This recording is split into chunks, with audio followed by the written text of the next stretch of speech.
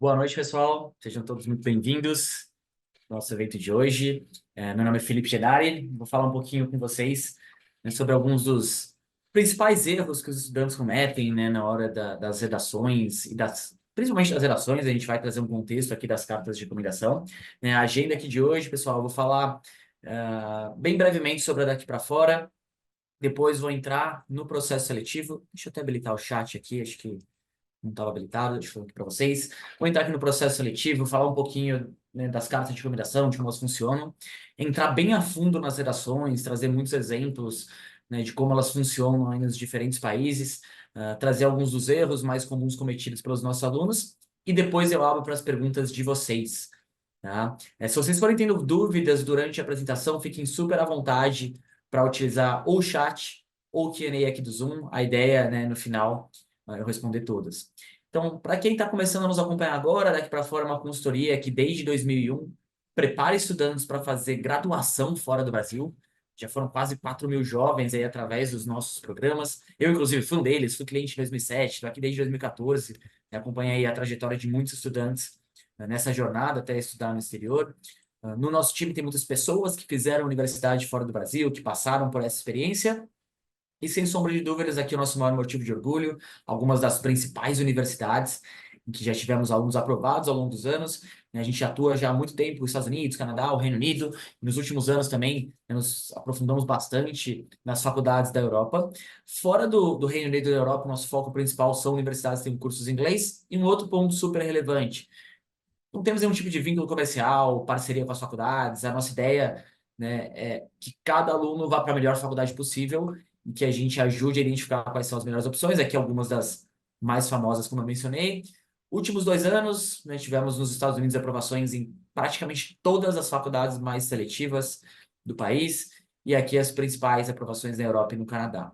Acho que hoje dá para dizer que a gente compreende muito bem o que as universidades esperam dos alunos, né, e como guiar esses alunos para estarem bem preparados e terem melhores possibilidades. E aí eu sei que quando eu mostro esses slides gera aquela dúvida, né, em muitas famílias, estudantes: será que eu tenho uma boa chance de estudar fora, ou não? E para isso a nossa equipe desenvolveu uma avaliação de perfil, onde vocês respondem algumas perguntas, né, depois vocês vão receber um feedback, e essa avaliação de perfil ela é gratuita, tá? Não tem nenhum custo. A gente devolve esse feedback pelo WhatsApp para vocês, dizendo onde vocês estão bem, né, onde que vocês têm a condição de evoluir. E aí o que muitas famílias fazem, estudantes, depois é agendar uma videoconferência aqui conosco, onde a gente consegue em mais detalhes. Então fica o meu convite aqui para quem está começando a avaliar essa possibilidade de estar fora, ou quer ter uma avaliação mais aprofundada, de fazer essa análise de perfil. Mas vamos lá, a gente sempre gosta de começar os nossos eventos explicando do processo seletivo, porque é algo que é importante vocês terem bem fixados na mente de vocês. E eu vou explicar de uma forma bem ampla, mas é claro que dependendo do país, alguns pontos são mais ou menos importantes. Ele é dividido em duas grandes frentes: parte acadêmica, média geral de notas do nono até o terceiro ano, em alguns países, ou em outros até ao longo do ensino médio, primeiro, segundo, terceiro. Provas, para quem pensa principalmente nas faculdades americanas, e uma outra na Europa, mas mais nos Estados Unidos, né? SAT ou ACT, que é o equivalente ao Enem norte-americano. Para qualquer universidade que o curso é em inglês, tem os testes de proficiência, TOEFL, IELTS, Duolingo, prova de Cambridge. Enem, muitas faculdades, especialmente na Europa e no Canadá, consideram o Enem como uma das etapas avaliadas no processo, né? É diferente do Brasil, por exemplo, ou as faculdades portuguesas, que o Enem é uma classificatória direta, mas em muitos países vai ser assim avaliado. E na Europa também tem algumas faculdades que podem ter uma prova específica, ela varia de país para país, ou até de universidade, ou até mesmo dependendo do curso. Muitas universidades, especialmente mais seletivas, ou processos de bolsas, né, mais seletivas, vão entrar bem no detalhe nesses critérios pessoais, a partir de cartas de recomendação. Aí a gente vai explicar um pouquinho mais daqui a pouco. As atividades extracurriculares, que é qualquer coisa que o jovem se envolva fora do currículo obrigatório da escola. E as redações, né? Então a gente vai entrar nessa parte daqui a pouco. E por último, não são muitas faculdades, mas algumas têm entrevistas. Quando tem entrevista, geralmente com um ex-aluno ou algum representante daquela universidade, são entrevistas por vídeo. Aqui eles querem ter certeza que o aluno se candidatando combina com o perfil de estudante que costuma ter sucesso naquela universidade. E para quem está pensando em cursos artísticos, cinema, música, atuação, arquitetura, design, muita universidade pede um portfólio ou até mesmo uma audição por vídeo. Então, como eu expliquei o processo de uma forma bem ampla aqui, e aí é super importante vocês entenderem como que funciona o filtro de candidatos de uma faculdade seletiva para entender onde que entra, né, as redações e cartas de recomendação. Então é muito comum alguns alunos, né, falarem, eu não tenho, minhas notas não são tão boas, mas eu vou focar muito nas redações ou nas extracurriculares para compensar. Isso ajuda de certa forma, mas você não vai conseguir compensar exatamente, principalmente nas faculdades mais seletivas, essas mais famosas, porque o filtro ele começa a partir das notas. Então aqui a gente trouxe um exemplo de uma universidade onde 24 mil alunos se candidataram. A boca do funil foi notas escolares e notas de testes. E nesse primeiro momento, eles cortaram metade dos candidatos. Então, 12 mil chegaram na segunda fase da avaliação, que são esses critérios pessoais. Então, as redações, as cartas de recomendação, elas vão ser muito importantes para que vocês se diferenciem de outros candidatos e que ela te ajude para você seguir avançando no projeto, ou no processo. Depois, 3.500 alunos chegaram aqui, né, para o comitê final, para 2 mil serem aceitos.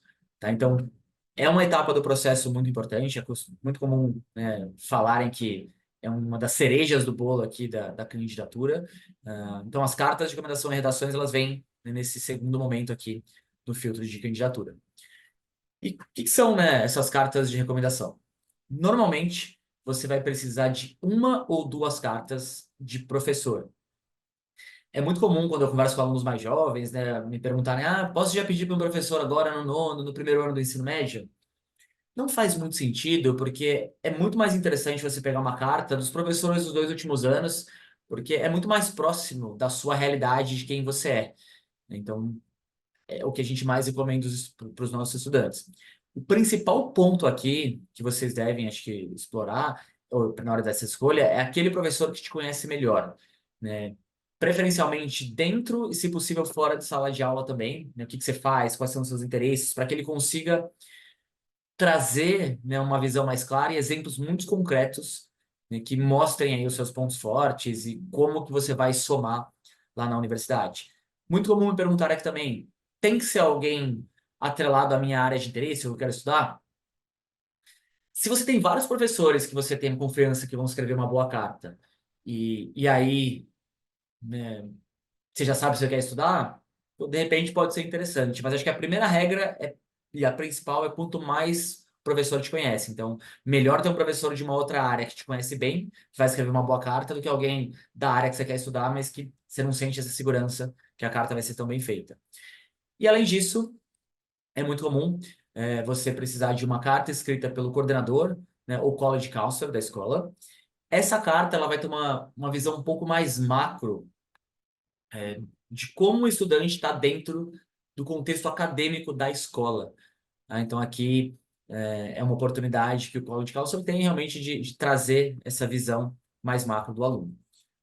E aí, o que eu acho que é muito importante para vocês, estudantes aqui, além de, obviamente, serem participativos, estarem próximos dos professores, construírem bons vínculos e boas conexões, se você tem uma boa relação com o professor, sabe, não tem problema também se trazer algumas informações para que ele te conheça mais, né? De repente bater um papo, marcar um horário para até o escritório do professor e falar um pouco do que você está fazendo, sabe? Realmente trazer essas informações mais atualizadas possível para que esse professor tenha elementos aí para falar sobre você nas cartas.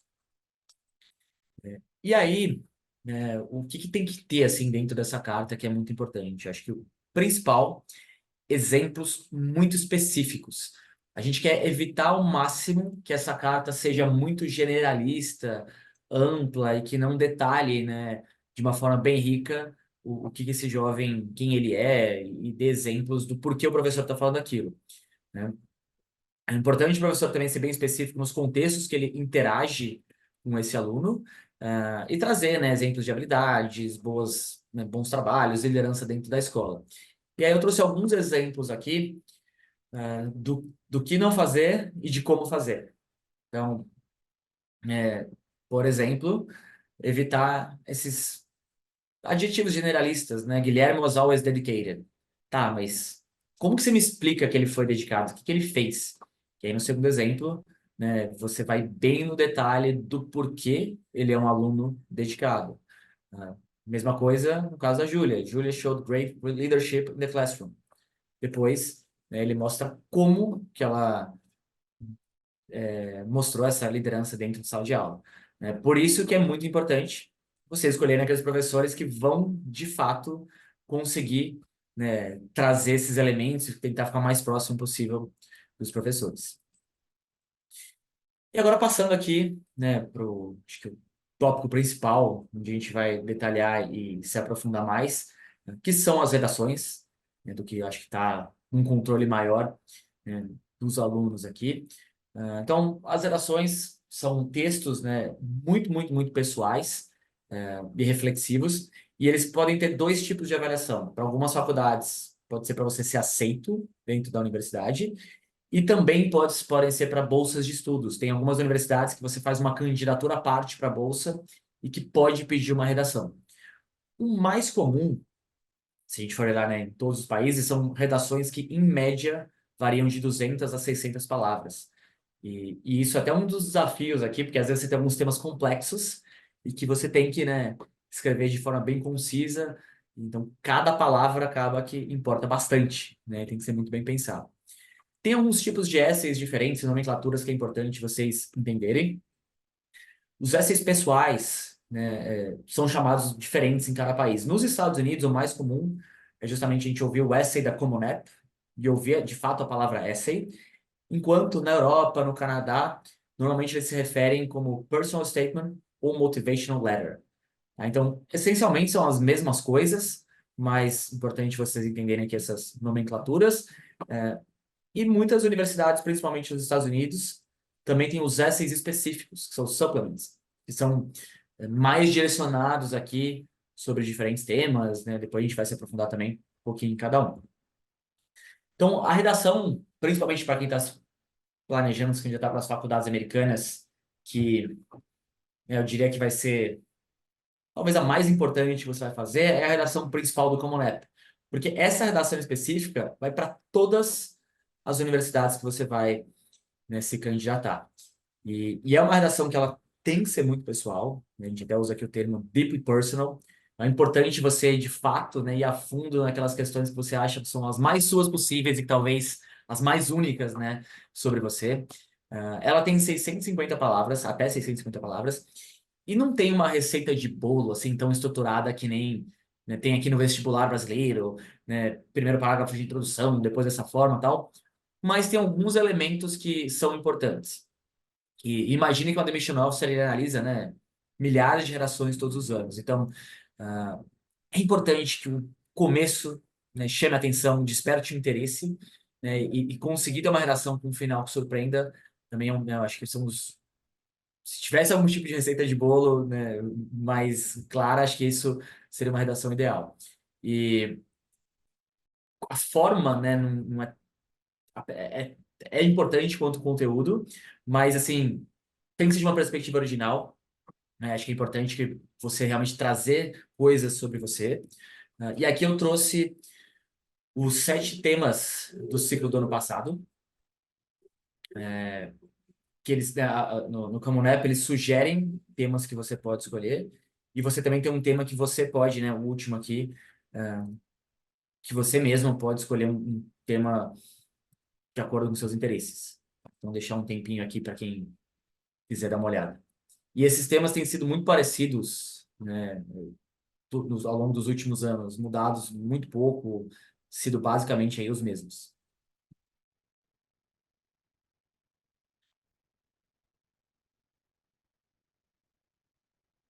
E depois, pessoal, dá para a gente compartilhar com vocês essa apresentação, tá? Eu vou passar rápido aqui.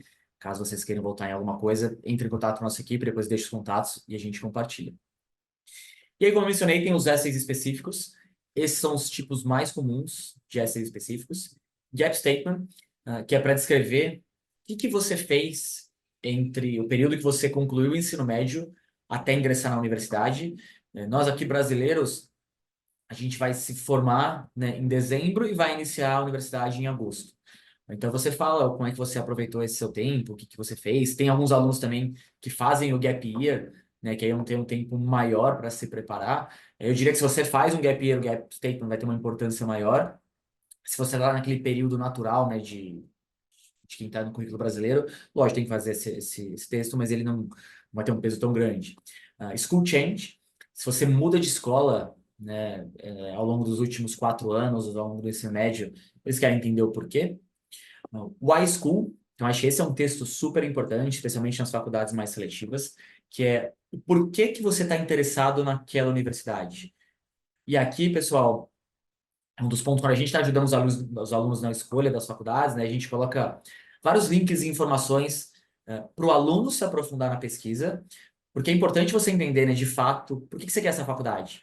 Ah, pô, coloquei Stanford na lista porque é bem ranqueada. Ah, todo mundo já sabe. Eu coloquei no NYU porque eu quero muito morar em Nova York. Pô, sem graça, todo mundo fala isso. Por que que realmente você merece estudar em NYU, uma faculdade tão concorrida? Lembro de alguns anos atrás, teve um aluno nosso que passou em NYU e UCLA, acabou indo para o UCLA, mas no primeiro momento a NYU era a favorita dele, e ele falou que ele, por uma semana, tipo, tudo que ele podia, ele colocava de NYU no quarto dele, é, o screen lá do computador, se imaginava, fazia os tours virtuais pela cidade, então ele queria, tipo, realmente se imaginar lá para entender a fundo por que que ele quer aquela faculdade. Então, bem importante vocês terem isso bem claro. Why major ou área de interesse? Então, por que você é interessado naquele curso que você está se candidatando?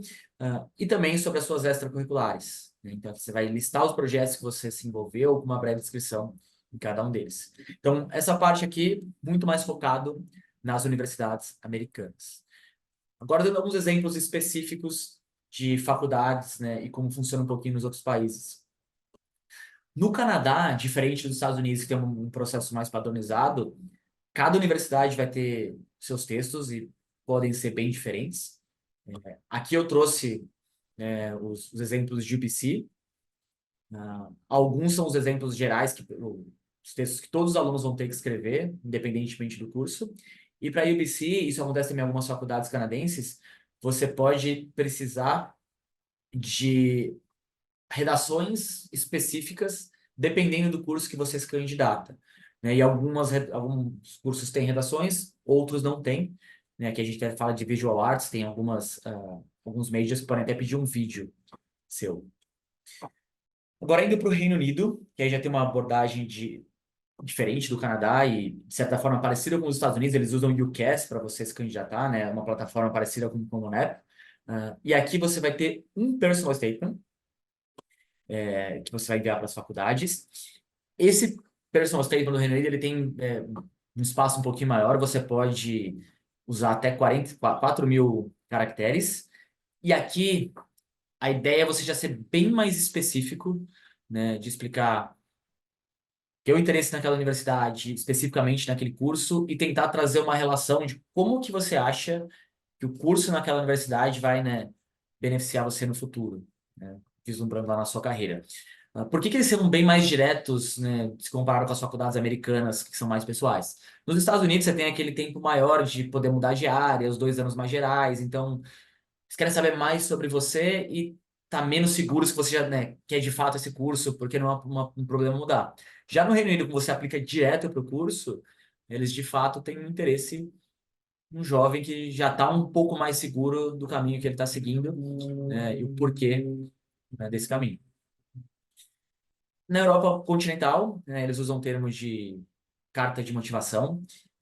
Aqui pode ter uma variação um pouco de país para país, mas o mais comum que a gente encontra é de no máximo até 500 palavras, e um formato um pouco parecido, né, com esse do Reino Unido, no sentido de você trazer elementos específicos da faculdade que te chamaram a atenção. E aqui, né, no Personal Statement da Europa, você deve mencionar o curso, a universidade e o curso e o programa que você está aplicando. Você tem que estar descrito no seu application. Qual que é a importância das redações, né, dentro do processo seletivo? É uma forma de você mostrar para a faculdade, né, quem que você é, além das suas notas, né? Eles acreditam muito que o estudante não é só mais um número, que tem mais para saber sobre você, e as redações é a maneira que você tem de contar um pouco mais sobre isso, como que você vai somar, né, além do acadêmico. Eles têm super interesse de saber o que te motiva, quais são suas experiências. Eles acreditam que jovens, né, que são maduros, têm histórias interessantes para contar aqui, a chance de você seguir repetindo isso na universidade, ela é maior, né? Também querem saber quais são as suas principais qualidades, valores, até para ver também se combina com o que a universidade está buscando por lá, né? Como que você acrescentou aqui na sua comunidade, como que você se expressa, como que é seu nível de inglês. Tá? Então, acho que esses são os pontos que eles estão olhando. Muita gente pergunta também, né, o que que faz aí ser um bom texto, como que você vai escrever um bom texto. Então, aqui a gente separou alguns das principais características aí de alunos nossos que saem bem nessa parte. E a primeira delas, não deve ser muito segredo, é prática. Eu tive um aluno de alguns anos atrás que queria estudar engenharia e era um aluno muito bom academicamente, mas que não era o criativo e que estava sabendo, nossa, eu não vou conseguir escrever um bom texto, vai ser muito difícil e tal.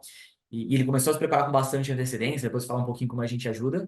E no final ele percebeu que se você treina seu texto, você lê bastante, tem base de comparação, você consegue chegar num texto legal. Então, né, writing is rewriting. Super importante você trazer reflexões de como você amadureceu, o que que você aprendeu, por quê, né, e quem você é. Uh, Autenticidade. Aqui alguns alunos às vezes têm algo que são muito importantes para eles, mas às vezes tem um pouco de vergonha no começo. Putz, será que isso talvez seja meio besta? Poxa, se é importante para você, né, não tenha medo de escrever, vai lá e coloca, sabe? Talvez seja uma coisa que é importante para você, não é para mais ninguém, mas isso que vai tornar o texto interessante. Não tenha medo aqui de, né, ser um pouco vulnerável, querer se mostrar muito perfeito, tá tudo bem, eles sabem que vocês são jovens aí, 16, 17 anos, né, não tem problema errar. Agora, um que parece besteira, mas que é muito importante. Responder aquilo que foi proposto, né, no prompt, então na pergunta ali do essay. Mais uma vez, parece besteira, mas a gente tem alguns alunos, quando eles dão, né, as redações para os nossos orientadores, eles escreveram alguma coisa que não está atrelado com o que estava sendo perguntado. Então, né, muita atenção com isso. E um dos pontos que a gente estressa muito aqui na Daqui para Fora, que é o equilíbrio entre showing e telling. Então, vou explicar, né, vou exemplificar o que que é isso para vocês. Ah, Quando você faz uma redação e você usa essa técnica de simplesmente, né, do tell, você dá para o leitor, né, os fatos do que aconteceu e não deixa ele tomar, né, imaginar os fatos e pensar um pouco mais sobre você. Então fica tudo ali meio que exposto para ele.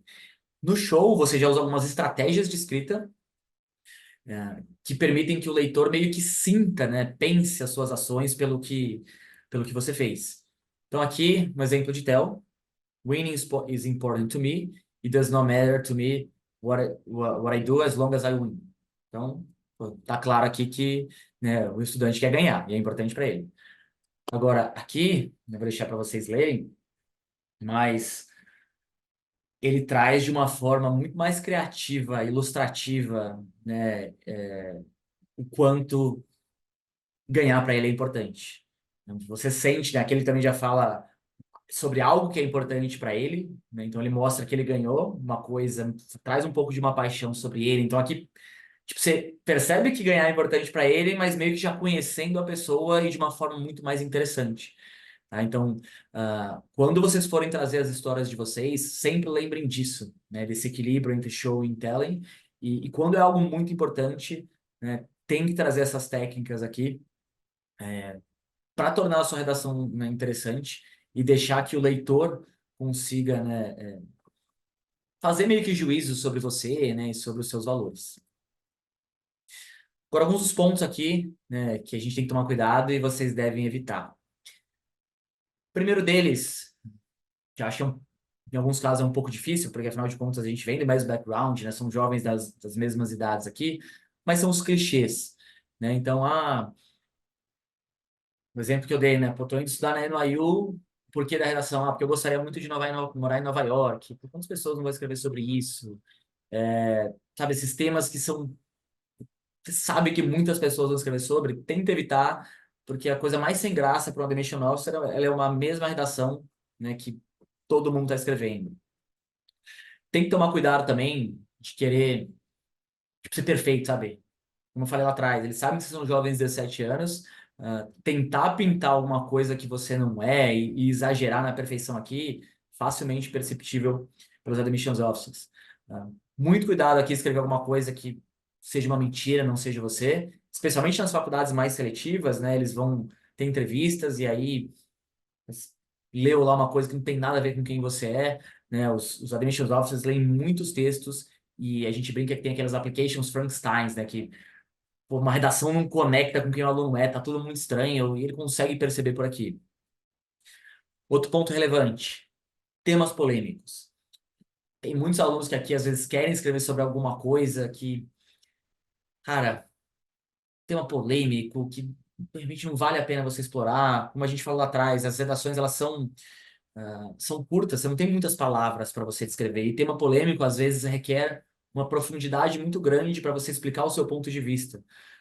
Às vezes você não vai conseguir, vai ficar raso, né? Então, pode ficar meio ruim por conta disso. Além do que, imagina que é um tema polêmico e a pessoa do outro lado pensa exatamente o oposto de você. Por mais que, em teoria, ele não deveria levar isso para o lado pessoal, cara, não dá para a gente garantir, né? Então, na maioria dos casos, é melhor evitar. Outro tema aqui, né, ser muito generalista, tem aquele texto morno. O Jamal, que é um dos nossos orientadores de redação e foi admission officer de uma faculdade americana, brincava quando ele chegava nesses textos lá às 5, 6 da tarde, era o texto, né, perfeito para colocar o admission officer para dormir. Então tem que ser cativante. E aí eu trouxe algumas das referências aqui dos nossos experts. Então aqui na Daqui para Fora a gente tem uma equipe de orientação de redações, né, são vários profissionais especializados aqui nessa área, com habilidades, conhecimentos diferentes, backgrounds diferentes. Então é bem interessante que, né, eles juntos fazem vários treinamentos, têm visões de mundos diferentes. Acho que isso agrega muito para que o nosso programa possa cada vez mais contribuir, né, para os nossos estudantes. E aqui, né, alguns desses principais erros aqui que os nossos experts comentaram que os alunos cometem. Então, um deles é aquilo que eu acabei de falar, né, esses textos mais monótonos, né, sem reflexão pessoal, muito autoreligiosos. Esse aqui eles falam que é outro clássico também, o project statement ao invés do personal statement. Então, é muito comum um aluno que se envolveu com um projeto muito interessante contar muito como que ele foi construindo o projeto. Então, né, ele vai dando os detalhes do que ele fez, mas eles não estão interessados em saber isso. Eles querem saber o que te motivou a fazer aquele projeto, quem que você se tornou a partir dele, o que você aprendeu, né, ao longo dele, muito mais de como você fez aquele projeto. Incluir detalhes necessários sobre alguma outra história. Então, às vezes o aluno está indo por uma narrativa, mas tem alguma outra coisa que ele acha importante, ele meio que coloca lá dentro só para, né, tentar deixar a história mais interessante, mas acaba perdendo, né, o feito. Uh, melhor personal essay não é sobre o seu principal feito, projeto e realização. É aquele que melhor fala quem você é. Né? Já teve alguns alunos que sempre falam, uma aluna de alguns anos atrás, que ao longo do projeto das gerações, ela estava tendo um pouco de dificuldade de chegar nesse caminho. E aí ela voltou, deu um passo para trás e começou a redação dela perguntando, bom, o que me motivou, né, a fazer esse projeto? E aí, como eu já falei, não responder a pergunta do prompt. Então, tenham muito cuidado em relação a isso. Na Daqui para Fora, a gente tem, né, um programa direcionado aqui para os estudantes para dar um suporte muito aprofundado na parte de redações. Esse programa ele é dividido em duas etapas, e é para os alunos que estão no ano de candidatura. No primeiro semestre do ano de candidatura, você vai fazer o nosso Writing Program. A nossa ideia aqui é você ir trabalhando nesses temas que são, né, recorrentes e que as faculdades pedem, e pegando meio que o jeito e conhecendo mais a fundo sobre essas redações. Então, aqui tem os steps que a gente fala, que são sobre esses, né, temas aqui que eu mostrei para vocês. E aqui você já vai trabalhando com o seu orientador, que vai corrigindo, vai dando dicas. E a ideia é terminar esse primeiro semestre já com possibilidades sobre o que você vai escrever, já entendendo, né, bem sobre esses textos. Ao chegar no segundo semestre, a lista de universidades vai estar pronta. A gente faz uma pesquisa nova para ver se tem algum tema novo, alguma coisa diferente, né, que não tinha no passado. E aí a ideia é lapidar esses textos, né, de forma bem próxima com o seu orientador de gerações. A gente vai ajudar a avaliar quais são as melhores histórias que você tem para contar, qual que vai ser a sua narrativa central da sua application, como que você vai contar para cada universidade, ter certeza que você está muito feliz com o texto, a gente também, revisar os textos até o final. Teve um aluno de alguns anos atrás que passou em Yale, que uma das principais relações dele, a versão final foi a versão 11. Né? Então, voltava, a gente dava uma dica, melhorava. Então, a ideia realmente é lapidar bastante até, né, chegar nessa versão final. E antes de abrir para as perguntas, né, e dúvidas de vocês, vou dar, né, a parte de gerações é uma das etapas do nosso trabalho, mas dentro de um cronograma mais macro aqui, temos dois programas. Para quem está na nona série do ensino fundamental, primeiro e segundo ano do ensino médio, a gente tem um programa de preparação. A ideia aqui é trabalhar muito na parte extracurricular, além de performance acadêmica, traçar meta de notas, começar com antecedência a preparação para as provas. E o grande objetivo é que o aluno saia do programa de preparação sendo um candidato mais forte, mais bem preparado para ter melhores resultados quando ele estiver na terceira série do ensino médio, que é o nosso programa de candidatura, onde a gente vai ajudar os estudantes a selecionar as melhores opções de faculdade, de acordo com perfil, notas, área de interesse, necessidade de bolsa. Seguimos na parte de preparação e orientação para as provas. Aqui a gente cuida também de todo o planejamento, o que fazer, quando fazer. A gente sabe que o terceiro ano do ensino médio é um ano mais corrido, né? Conciliar com a candidatura requer um bom planejamento aqui para você não ficar perdido, né? Ter um cronograma bem pré-estabelecido. A parte de redações que eu expliquei para vocês, e a gente também dá toda a orientação na parte do application, gestão das candidaturas, pesquisa de prazos, pré-requisitos. O que eu quero aqui é que o estudante não gaste tanto tempo nisso, para que ele foque nas redações, foque nas provas. Hoje a gente tem o Portal do Aluno, que é um aplicativo, né, que o estudante tem acesso para fazer essa gestão das candidaturas. Então fica todas as informações, documentos, datas, prazos no local só. A gente envia tudo isso para as universidades e depois dá todo o suporte no pós-admissão, escolha das faculdades, plano de alimentação, plano de moradia, e tem uma equipe que fica aqui no Brasil para dar suporte ao longo do período universitário. Então, é um projeto que pode ir da nona série até o aluno se formar lá no exterior. Aqui tem um exemplo do Guilherme, né, um estudante nosso que está no terceiro ano de economia lá em Harvard, e o time que acompanhou ele. Ele começou conosco na primeira série do ensino médio. A Carol foi a mentora na fase de preparação. Thalita, orientadora de application. Jamal, Rafa, estrategista que ajudou na escolha das faculdades. Temos um curso preparatório para o SAT. Jamal, orientador de redações. Como a gente sabe que o projeto Estudar Fora, principalmente para os alunos mais ambiciosos, né, que se cobram bastante, pode gerar ansiedade, questionamentos, inseguranças. Temos a Gabriela Ribeiro, que já, né, atua conosco há vários anos e que dá suporte para esses alunos aqui.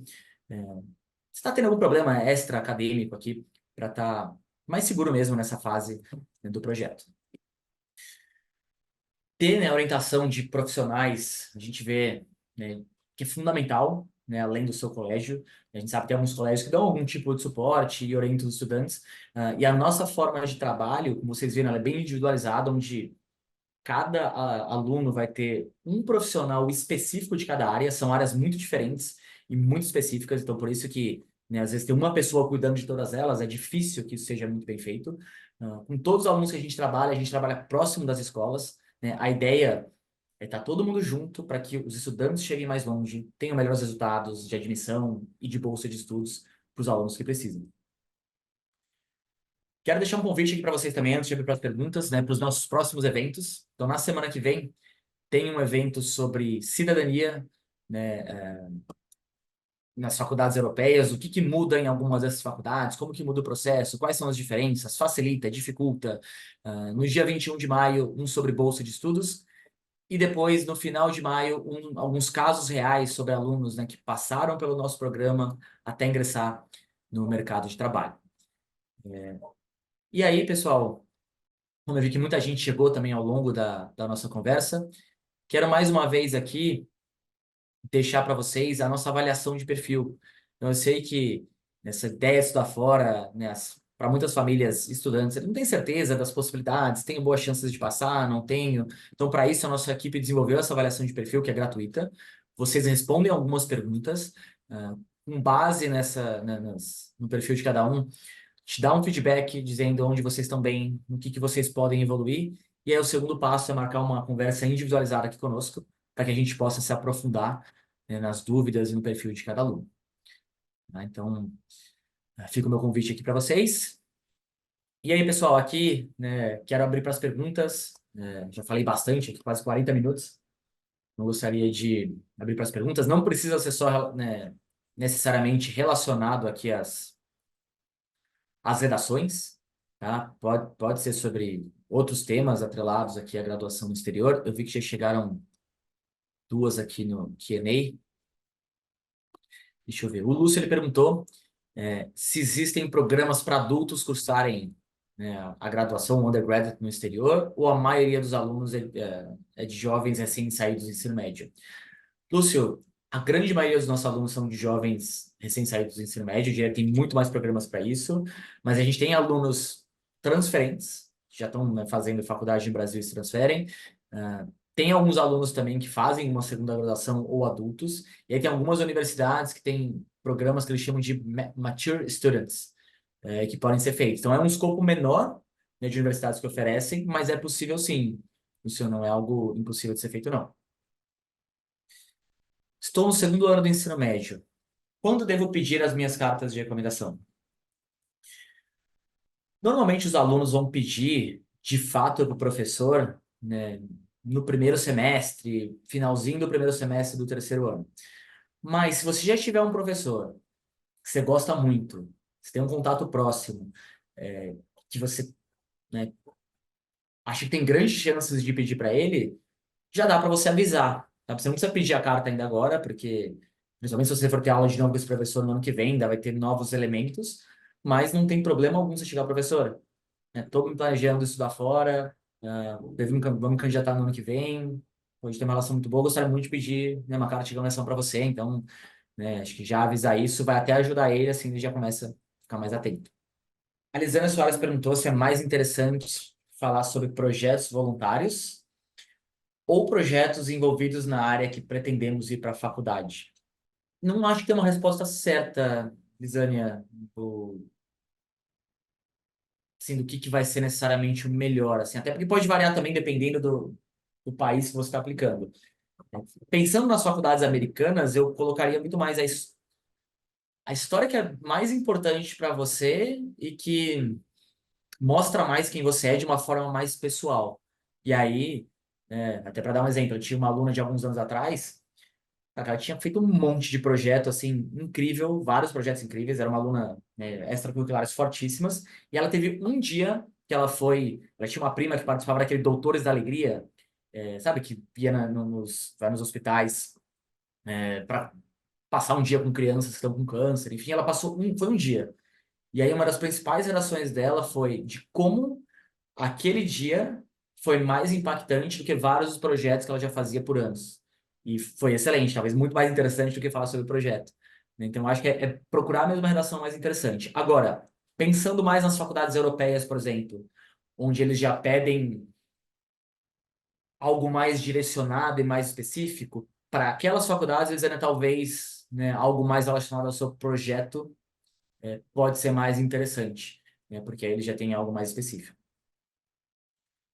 Quem terminar o ensino médio esse ano vai entrar na faculdade só em 2016? Não, Isabela, então funciona assim. Para quem, né, conclui no final desse ano, você já pode aplicar ainda esse ano para começar em agosto de 2025.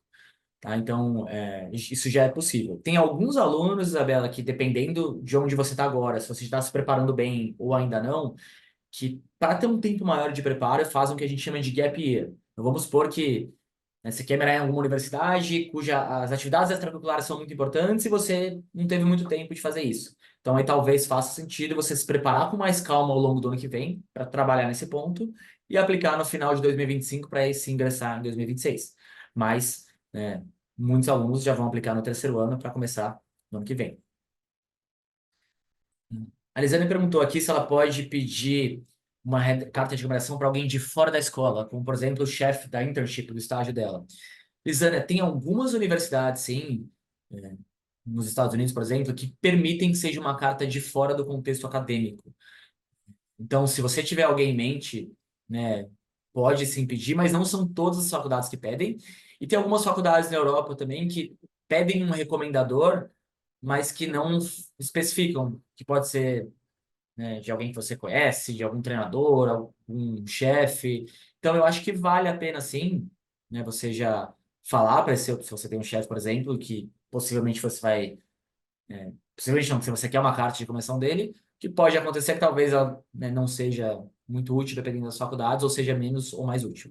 O João Pedro perguntou se as Olimpíadas Nacionais são levadas em consideração no currículo, como a Olimpíada Brasileira de Robótica. Sim, tá? Elas são sim, João. Pode ser, né? Você pode listar dentro dos seus reconhecimentos, com certeza elas contam. Principalmente, vai ter um peso maior ainda se você conseguir algumas medalhas.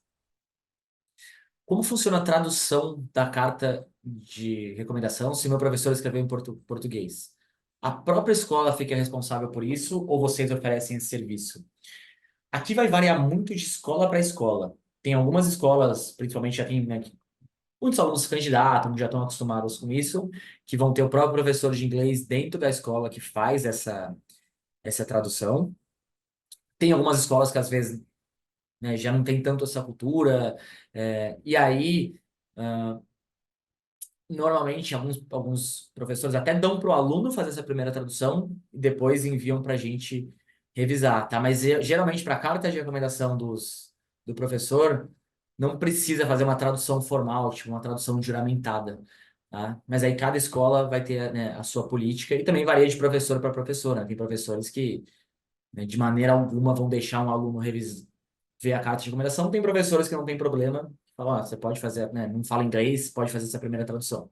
A Isabela perguntou se é improvável entrar na faculdade em agosto de 2025 se ela está começando a se preparar só agora. Isabela, depende muito, assim, depende muito de onde você está agora.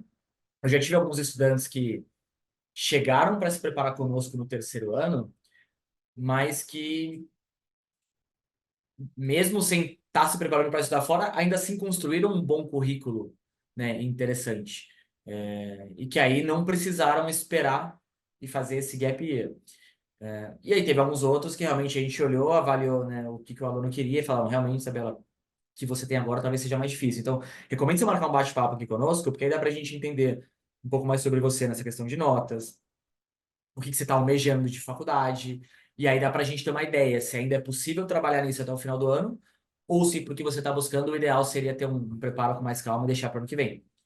Tá? Mas vale a pena entrar em contato, que talvez seja possível sim.